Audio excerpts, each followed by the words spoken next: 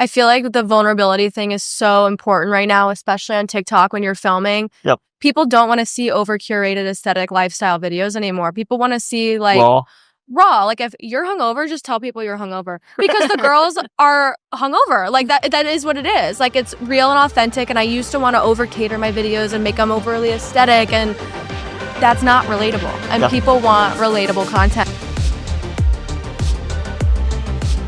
In today's digital age, influencers are becoming the new power players in marketing, rivaling traditional celebrities in shaping consumer behavior.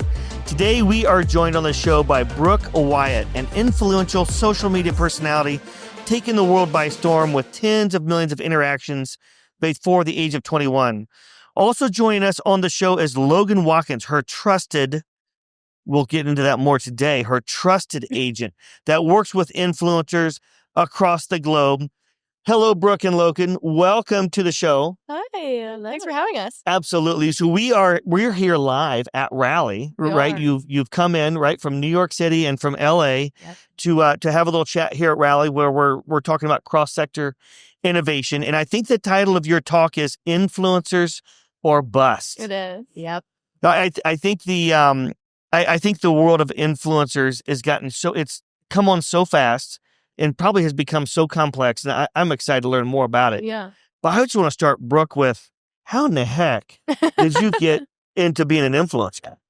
I feel like I didn't wake up one day wanting to be an influencer. I feel like it just happens. I'm very passionate about filming and creativity, and I think TikTok and Instagram are a really cool way to express that.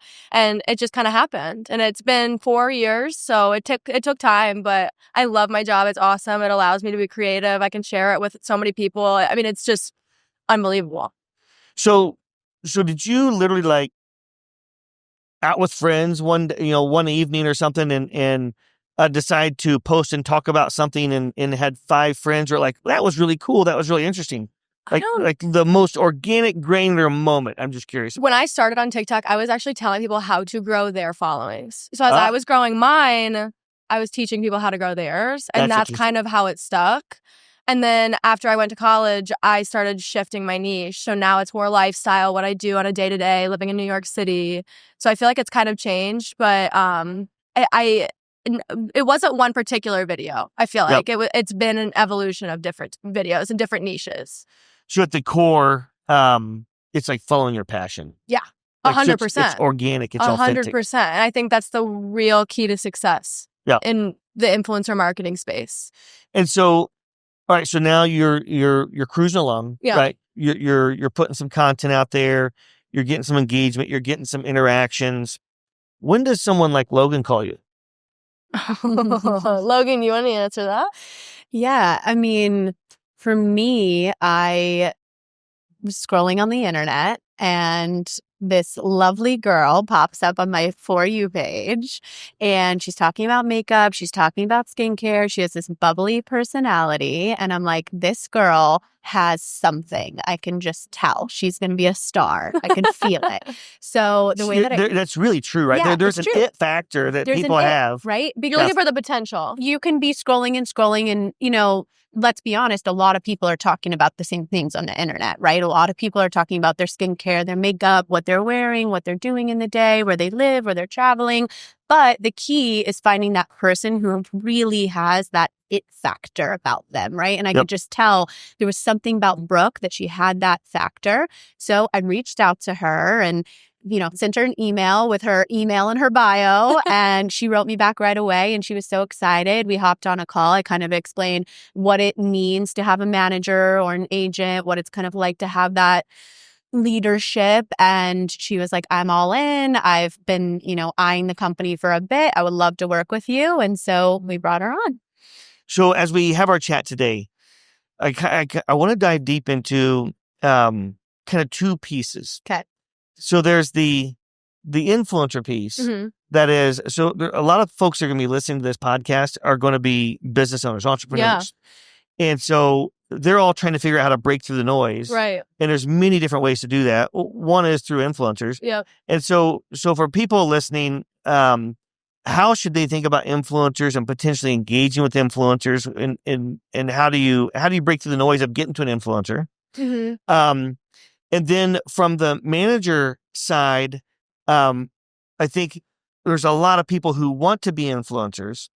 And so what is the world? So Logan, you work with a lot of influencers, right? You're a tier 1, like platinum level manager for influencers across the globe. And I might have used the wrong words, but like, No, that's right. that's how we think about it.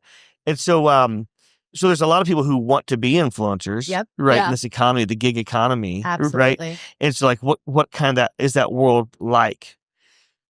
Yeah, I mean, to answer your first question about the brands breaking in, I would say if you're a brand, you should figure out who your consumer is first. It's not actually about the influencer, it's about who their audience is, right? Yes. Because let's say you're a makeup brand that wants to reach girls 18 to 24 who are buying your mascara.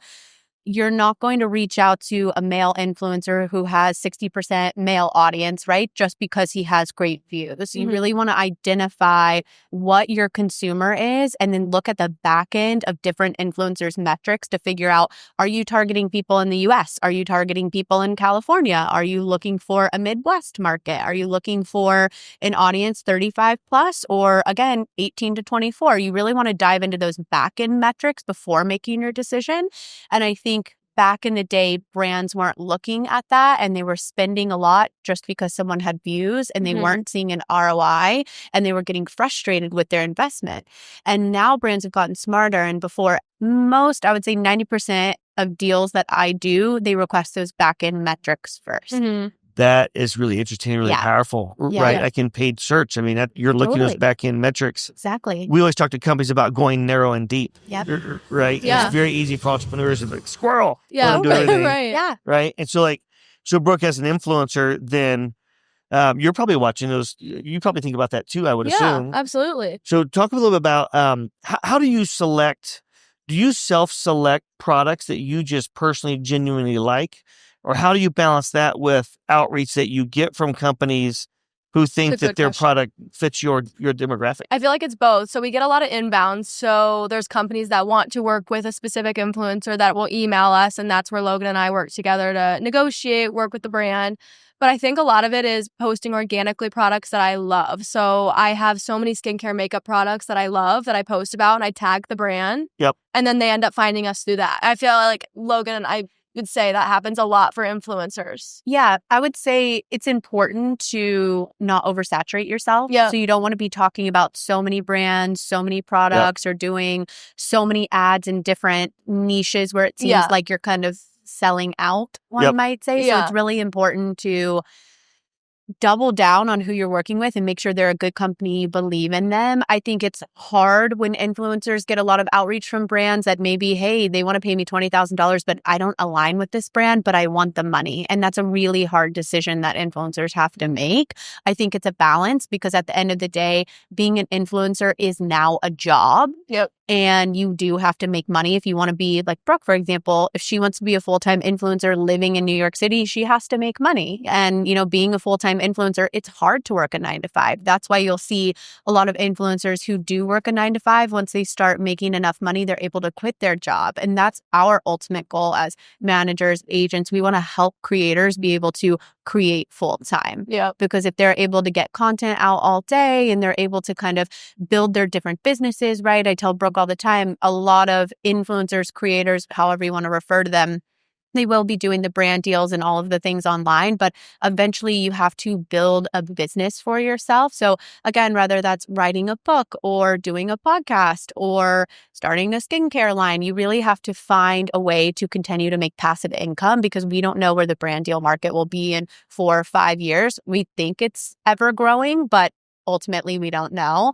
That's what our crystal ball says, but we'll see. So I think that's really interesting because when influencers first became a thing, I don't know, when was that? 10? no, I would say like 2010 blog or bloggers, they blew up, right? So Lauren Everett's Bostic, she's an influencer. She also owns, or her husband rather, I think she probably does too, a company called Dear Media. They're one of the biggest podcast networks in the world. She's an entrepreneur herself. She started out as a blogger. So she was writing these blogs for women about skincare, makeup, all of these things. And brands started noticing that these blogs were having tons of readers. And so they started sending her out products to review and do all these things. And then she started on Instagram. So I would say about 2010 is when that kind of took off of the bloggers. Then it went to Instagram, YouTube. And then, of course, in 2020 is when TikTok came out. And I think the blogger era is coming back. I don't know if you've seen, but there's a thing called Substack now. You know what I'm talking about? And that's a whole nother way to engage with followers, but it's blog style. What's Substack? It's I don't honestly know that much about it. I just know more people are getting on it so that you can blog and it's more like written content. Yeah. Got it. Written content. Yeah. It's now, does it automatically take your verbal, your audio, and convert it? No. I think you like are you're typing actually writing. You're actually doing that. Which I love and I think I should get into because I used to do food allergy blogs and I love doing that and I did that with my dad. So I think that would be cool to tap into for fun, but history repeats itself. Yep. You just did a post, I think. Did I use the right word, Brooke? Post? Yeah, of course. You just did a post about allergies, I think, right? And it was one of your most interacted with. Was that one of the most interacted with? Yep. Yeah, I would say so. I told her, I said, keep doing that. Yeah. And I know that it's hard. You don't want to, overdo something. Yeah. But I think Brooke has something interesting about her, right? She has all of these allergies, which I think there's so many people in the world that deal with things like that. And they don't have anyone online to look up to be like, oh, what do you order when you go to your favorite restaurant? When you go to Chipotle, what are you getting? That's delicious and good. And that is value. I think something that sometimes influencers or creators forget is that the point of the content is to also bring value. Rather that's making someone laugh, rather that's giving someone education on clothes they should wear, things that they should order. And I told her that is something that she can really add value to because it's something she's dealt with her whole life. It's a real thing that real people experience and relate to. Yeah. The engagement on that has been insane. I think it opened a whole new door to more people that I can connect with. And food allergies are horrible, but I'm like, well, here's a way to connect with a new audience.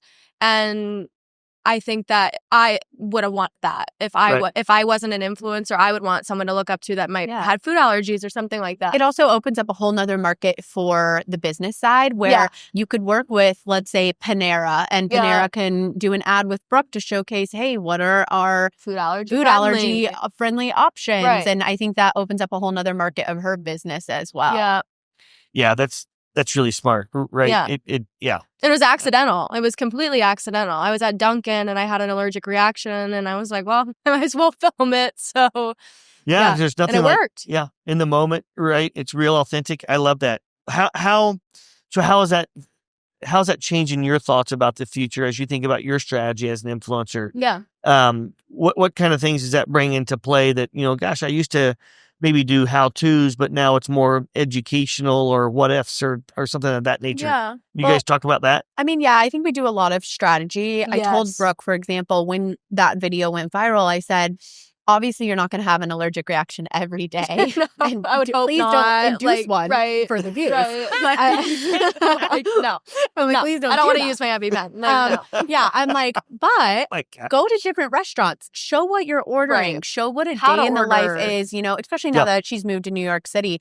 Show what a day in your life in New York City is. Show what it's like. What are the realities of moving to New York City at her age? You know, I mean, especially for people who are looking to move right after college and maybe they don't understand how hard it is. I mean, with the real estate agent, you know, she was having so much issues with trying to find an apartment. And I'm like, put that out there. Yeah. That's informational. People want to know. If I were looking up, how to move to New York, I'm not Googling that. I'm going to TikTok and I'm getting real experiences of people vlogging the process, tag your real estate agent, let her help other people, So I think we did. We did do that. And it's hard. You having trouble even finding a place to live, right? I literally couldn't find a place to live. And then I found one of my followers, who now is one of my good friends, is a real estate agent, found my apartment for me. I've been with her for the past couple of days. Like, we live very close to each other and she's awesome. Yeah.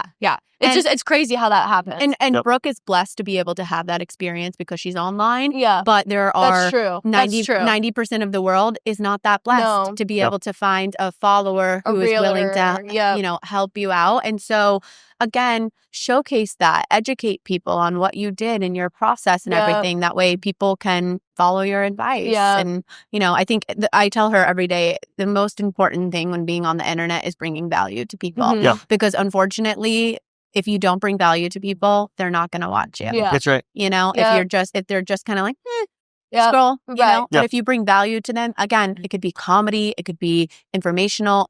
In any way, you have to show value. A lot of it is, I think a lot of my followers feel like almost like we're best friends or like we're sisters. Yep. And I have creators I follow that I'm excited to get in bed at night and scroll on TikTok before I go to bed. And there's creators that I have in mind that I love watching. And I hope that I am that way for other people. And I think that providing like a sense of comfort or like a sisterly advice, or I'm like your best friend through the camera, it feels like you're FaceTiming me. Like that, I think works. Yep. Yeah, I agree. Okay, Brooke, I love that. So this morning, were you here? Did you hear our opening keynote this morning by any chance? No, we weren't here for that. So Marcus Lemonis, if you ever saw the TV show The Prophet, But Marcus Lemonis, he owns the Camping World, which is a massive multi-$100 million company. Used to do this TV show The Prophet, just an amazing. I remember human that. being. Yeah. And so this is something I've been on this bandwagon here, and maybe it's not even a bandwagon, but I've had this just burning belief deeper and deeper and deeper. This word vulnerability. Mm-hmm. And Marcus really hit on it hard in this morning's keynote. And it just feels like the world's going a little bit crazy. And, I don't know if COVID was if it accelerated that or if it's tamped it down. And then kind of post that, the social media world, we have more and more information coming to us faster and faster. Yep. And if we can just convince one person every day, and 1 + 1 + 1 will equal exponential. Right. Take a chill pill. Real. And how we can help just influence people to look at one another in a new light, to have deference to each other, grace to one another.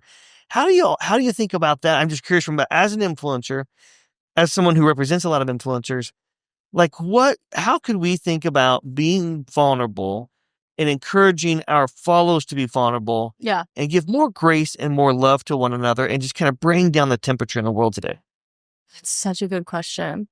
I feel like the vulnerability thing is so important right now, especially on TikTok when you're filming. Yep. People don't want to see over-curated aesthetic lifestyle videos anymore. People want to see raw. Like if you're hungover, just tell people you're hungover because the girls are hungover. Like that is what it is. Like it's real and authentic. And I used to want to over-cater my videos and make them overly aesthetic, and that's not relatable. And people want relatable content because, like I said, they want to feel like they're on FaceTime with you. They want to feel like they know you. I have people that come up to me just when I'm out and they're like, "Oh, I saw that you're moving to New York. Like, how is it?" Like, they know my life and they want to talk to me because we already are friends. Yeah. And I think that vulnerability and authentic, organic connecting with your audience is so important. Yeah, 100%. And I think too, I told her 90% of the world, they're not sleeping in, going to Pilates, getting their coffee, getting a blowout, going home, making a few videos. That I'm not saying that's not hard. Again, it's not my experience, but most people, it's also not their experience. A lot of people work 9 to 5. They're